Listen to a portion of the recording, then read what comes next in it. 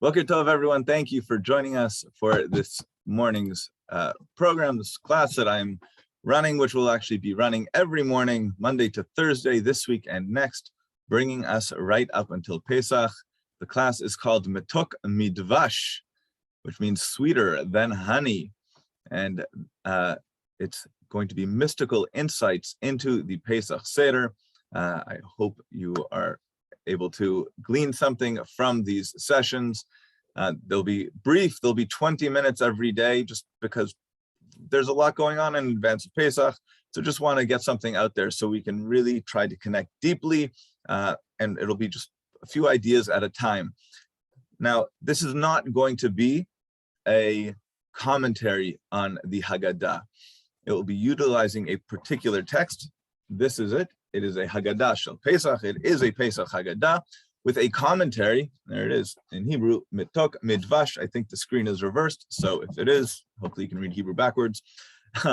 This Metok Midvash commentary, it is actually a commentary on the Zohar, that the big book of Kabbalah that was revealed in the Book of Radiance, that was revealed in the 1200s in Spain, probably put pen to paper by Rabbi Moshe de Leon, but attributed to the sage, the Mishnaic and Talmudic sage, Rabbi Shimon Bar Yochai. It is really the revelation of what we call the secrets of Torah, or the deeper levels of Torah, and what people have now come to term as Jewish mysticism. Now, I never really liked that idea of Jewish mysticism, because Judaism does not want us to become mystical. That is to say, we are not supposed to separate ourselves from the masses, right? There's actually a mitzvah, al tifrosh min hatzibur. Don't separate yourself from the congregation. Tzibur is tzadik, beit, and reish, and it's people say that's tzadik, benoni, and rasha. It's an acronym for a righteous person, an intermediate person where most of us dwell, and a rasha, a completely evil person. And the tzibur is everyone coming together. We're not supposed to separate ourselves from that. We're supposed to recognize we are part of this all together. Anyway, so when we think of mystics, we think of people who are often separating themselves, going up onto mountaintops and meditating all day. The truth is that the story in the Talmud, Masechet Shabbat, page 31, tells about Rabbi Shimon that he had to run and escape for his life, that the Romans were out to get him and to kill him, and because he had insulted them. And he had to run and hide, and he hid in a cave on a mountain in Israel, called the mountain is called Piki'in, or the town is called Piki'in. You can go visit it to this very day. You can see where the cave he hid in is to this very day. And he had to run and hide there. And it was in his time there, he was hiding with his son. They hid for 13 years. And it was during that 13 years that apparently Elijah the prophet would appear to them and would teach them these concepts in the Zohar. And these are, again, they're considered Jewish mysticism, but Jewish mysticism is something that is supposed to be rational. These are concepts that are lofty, but they are concepts that we're supposed to be able to experience, that we're supposed to recognize them within ourselves, within our own minds, within our own hearts. The Baal Shem Tov, Rabbi Israel ben Eliezer, founder of the modern Hasidic movement in the 1700s, he was famous for taking these Jewish mystical concepts and bringing them down to more of a basic psychology, to what these deep concepts mean when it comes to just how we exist in the world and how we approach Judaism in our daily lives. That these deep things are actually just a description of what's going on deep in ourselves. And so that's what we're going to do. We're going to look at these mystical insights into the Pesach Seder to really understand how the Seder is supposed to affect us, right? Because there's really something that happens too much in the Jewish world. I know it's happened for me in my own life more regularly than not. And I know for a fact it happens to other people as well, where we go through the motions of a mitzvah, especially when it comes to Pesach. We might sit down with our families, we might have a Seder plate and some matzah, and we'll go through the Haggadah, and we'll have 4 cups of wine, and we'll say the blessings when we're supposed to say blessings, and we'll say the words that are there. We might even read some commentaries out of the Haggadot that we are using. But at the end of the day, okay, I had my Seder. We're outside of Israel here, so we'll have a second Seder on the second night, and then Pesach, and then back to usual, right? We get back to real life, right? Quote unquote, real life, regular living, nothing's different very, very quickly. But that's not what's supposed to happen. At the Pesach Seder, we're supposed to truly and deeply internalize what freedom is all about. And so what we're going to do today, we're going to explore some excerpts from this commentary. I'm going to read it all what we call outside. I'm not going to necessarily quote the book so often, but what I will do is I will present the teachings of the book, of this commentary, so that we can, for ourselves, understand some of these mystical concepts, these deeper underlying experiences, these transformational experiences that are supposed to be taking place at the Pesach Seder. And just so you all know, I will always have a cup of coffee. Bezrat Hashem. Baruch atah Adonai Eloheinu melech haolam, she'akol niyeh bidbaro. Okay, here we go. So first, we need to understand what the Pesach Seder is all about. It's a beautiful thing. There's a Hasidic teaching that in Israel, you ask somebody, Ma shlomcha, how are you? Often the response will be, Hakol beseder. Everything is in order. The word seder means order, right? Just like our Sidur, our prayer book, orders our prayers. Our Pesach Seder, we all know there is an order to it. Kadesh, Urchatz, Karpas, Yachatz. We might even have a song. Kadesh, Urchatz, Karpas, Yachatz. Right? We have all of these ideas. Sorry, 1 second. Okay, so we have all of these ideas, and there we go. We have all of these ideas in the Pesach Seder that we have an order of operations. We start at Kadesh and we work our way to Nirtzah. Now we're going to eventually talk about this order, but it won't be today. It'll probably be tomorrow. Today, I want to just explore what the Haggadah is and what the purpose of the Seder is all about, and how this Seder, how this whole Passover experience is supposed to truly affect us in our kishkas, truly supposed to transform us into freer people.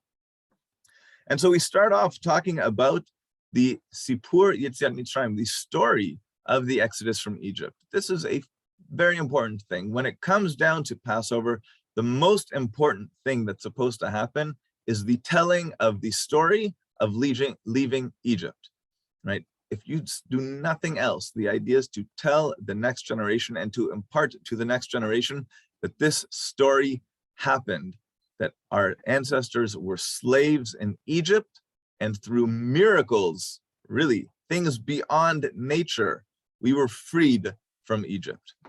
That's it. That is the essence. We have to come to know that.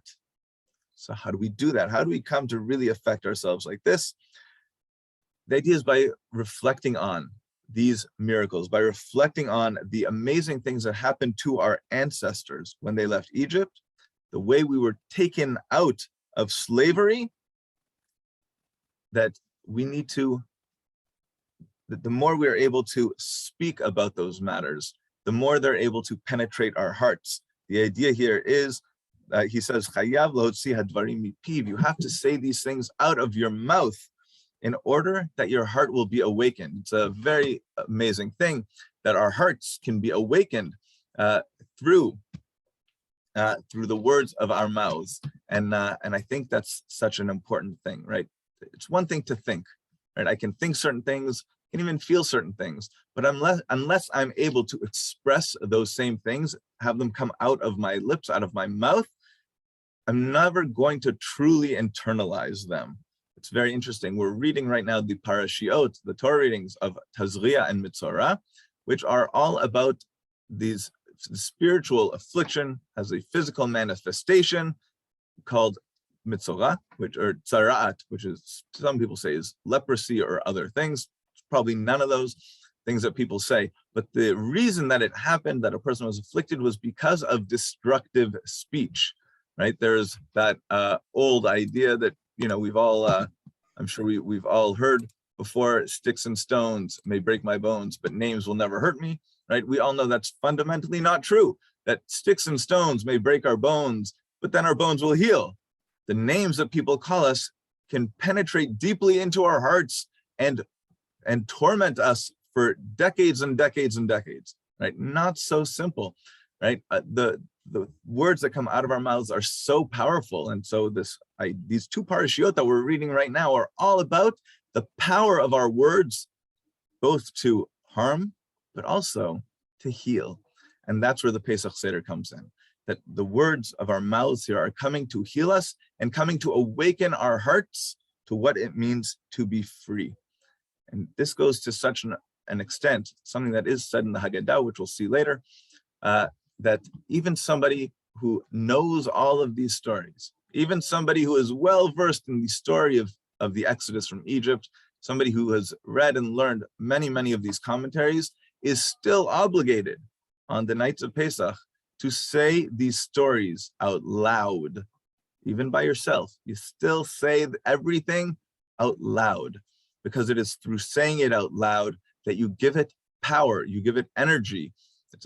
There's actually a big science of sound right now, and even using sound in the military, that they're creating sound weapons, which will knock a person down just based on incredible levels of sound. We all know sometimes you hear too many sounds and you can't hear anything else. That sound has a very strong influence on us. And so that's really what we're saying. Through the words of our mouth, through telling the story, our hearts will be awakened to remember the miracles that took us out. And the truth is, when it comes to everything we do, Jewishly, we're supposed to say the words. Every time you're learning Torah, really we're supposed to say the words out loud. When we're saying our tefillot, we're supposed to say the words out loud. Even the Amidah, which is supposed to be the silent prayer or have a silent component to it, our sages say you're supposed to say it loud enough that you'll hear it, but quiet enough that the person next to you won't hear it. Right? We have to hear our own voices, because it is in that flow of the words coming out of our mouths and going into our ears that truly we can internalize these ideas. Now, this idea of Yetziat Mitzrayim, of the Exodus, we have to understand, is foundational to everything we do as Jews. Everything. In every tefillah that we have, every prayer that we have, there is a mitzvah to remember Egypt. In the morning and the evening, when we say the Shema Yisrael, the full declaration of Hashem Echad, and we go through all three paragraphs, they all end with Ani Hashem Elokechem asher tzeitti etchem me'eretz Mitzrayim mibeit avadim me'eretz Mitzrayim liot lachem lelokim Ani Hashem Elokechem emet, which means I am Hashem, your God, who took you out of the land of Egypt in order to be your God, in order for you to truly understand what God is all about. I am Hashem, your God, am truth, right? The whole concept is we acknowledge Yetziat Mitzrayim every morning, every evening. But every kiddush that we ever make, whether on Shabbat, on Pesach, on another holiday, all of it has this word, Zecher Litziat Mitzrayim, to remember the Exodus from Egypt. As part of our prayers on Shabbat, we say multiple times, Zecher Litziat Mitzrayim. This is to remember the Exodus from Egypt. Why is everything about remembering the Exodus? Because what happened then changed us and changed the world. It's an amazing concept, right? When there's no one person, right? This concept of we left Egypt as a nation wasn't mentioned by Moses in the Torah. He wasn't standing on Har Sinai and came down to a whole group of people and said, listen, we as a nation left Egypt. No one's going to tell you what happened, right? No, he's confirming for us in the book, saying we left Egypt, right? Remember how we left Egypt? Make sure you tell your kids and make sure that they tell their kids. And that's the whole concept here, that we have to understand that everything it is to be a Jew is all about this idea of not only remembering that Hashem took us out of slavery in Egypt, but that we're supposed to impart that story and that reality to the next generation, right? And that's really what it is, that, you know, people can say when it comes to trying to explain what is God, or see if people believe in God or don't believe in God. People can say and think and believe whatever they want. But fundamentally, what we say is God took us out of Egypt with miracles. This was above and beyond the regular ways of nature, right? And how do we know? Because we experienced it. We saw nature shift. We saw things that were fundamentally unnatural happen that were specifically for the purpose and resulted in our exodus, where we were slaves for hundreds of years with almost no sense of self, no sense of identity, to the point where we almost lost everything that we were, and Hashem, by miracles, separated us from the other people and brought us out as a free nation. It's an incredible thing if we think about it. I'm going to use the example quickly. If we think in America and the whole idea of the slavery of the African slaves who are now, thank God, free, and they are African Americans and with, ostensibly the rights of every American, as they should have. But let's think about it like this. We weren't just freed within Egyptian society. We were freed and took hold of our own identity and left and reestablished it in our homeland. It would have been the idea of, instead of there just being emancipation, that the entire African-American community would have united and said, we are not like the rest of these Americans. Let's reclaim our own personal heritage and identity, and let's go back to our ancestral homelands and reaffirm who we are there. That didn't happen. That won't happen. I don't think it needs to happen, but that is what happened to the Jewish people. That is what happened to the Israelites, that we were in Egypt, we lost our identity, and by miracles, we were separated from the average Egyptian, and then we were freed from that slavery by these miracles. And again, this is the most important thing that we have to convey to our children, to the next generations, because that's ultimately how we know it's true, right? Yes, I can read it in a book. Sure, I can see the story in the Chumash, in the Torah, but the way I know it's true is because my father told me. The way he knew it's true, it's because his father told him. The way he knew it's true, it's because his father told him, and on and on and on and on and on, until, because they were there as it happened, right? It's such a strong thing. The reason the Pesach Seder is one of the most central tenets of Judaism is because it is the source of Judaism, and it gives us our strength as a people to say, we went through this experience collectively. It has already touched us deeply in our hearts. Now we need to reconnect ourselves by telling this story. Now let's get into some of the more mystical stuff. Now there's a concept that when we left, it was sudden, right? We left in a moment. Now, when we look at the story of the 10 plagues happening to Egypt, when we're reading in the Chumash and the Torah, it goes through in a couple of weeks. It's Parshat Shmot Vayera and a little bit of Bo until we're free. It's 3 weeks we get through the whole thing. But in real time, this whole story took about a year, from Moshe showing up and standing in front of Paro to Moshe walking out of Egypt, leading the entire Jewish people behind him. And really Hashem taking us out with Moshe at the helm. And we have to recognize that this is the source of who we are, right? That it's really in this way that Hashem revealed himself to us, because it didn't happen according to the natural order of things. The natural order of things is, if somebody wants to become emancipated, if somebody wants to take some sort of power for themselves, they have to rise up in the ranks of power, and then from there they can have their influence. One of the most remarkable things in this situation is we never had that influence in Egypt. We had nothing in Egypt, and yet we were still able to rise up and just say, we're leaving, goodbye. Now, there's a really important thing, which I said before, about losing our identity. And this is going to be the last point for now. In the Kabbalistic ideas, there are 50 levels of purity and 50 levels of impurity. That once you reach the 50th level of purity, you have no higher to go. You are essentially an angel. There's no more work to be done. You have transcended what it means to have choice, to be a human being. Same is true the other way. Remember we said before about the tzibur, the tzaddik, benoni, and rasha, right? The righteous, the intermediate, and the evil, right? So let's say that 50th level of purity is the tzaddik, the perfect one, right?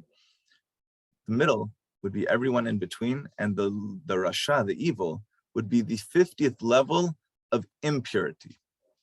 Now, it teaches that in Egypt, we had fallen to the 49th level of impurity. 49 levels down. So much so that our sages say that if we had been there for one more instant, we would have potentially fallen to the 50th level of impurity. That is, we would have started to personally identify with our misbehavior, right? It's one thing, we all do the wrong things sometimes, right? We all have our stuff. But often, most of the time, when we have our stuff, we don't identify with our stuff. Yes, I did the wrong thing. Okay, fine, but I can recognize that. I can recognize I have ways to improve. When somebody's on the 50th level of impurity, they truly identify with it.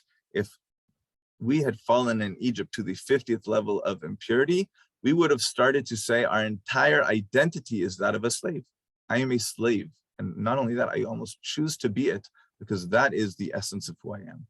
We had fallen to that 49th level and we're on the brink of the 50th level when, in an instant, very, very fast, Hashem took us out of Egypt. And it is that Hashem brings us out. And we know we go from Pesach to Shavuot, it's 50 days from the time we leave Egypt to receiving the Torah. And that count is, they say, our rabbis teach, is actually our elevation, level by level, from the 49th level of impurity to the 49th level of purity. And the reception of the Torah is that 50th level. So the more we can connect to the Torah, the more we'll connect to our freedom, to the essence of who we are.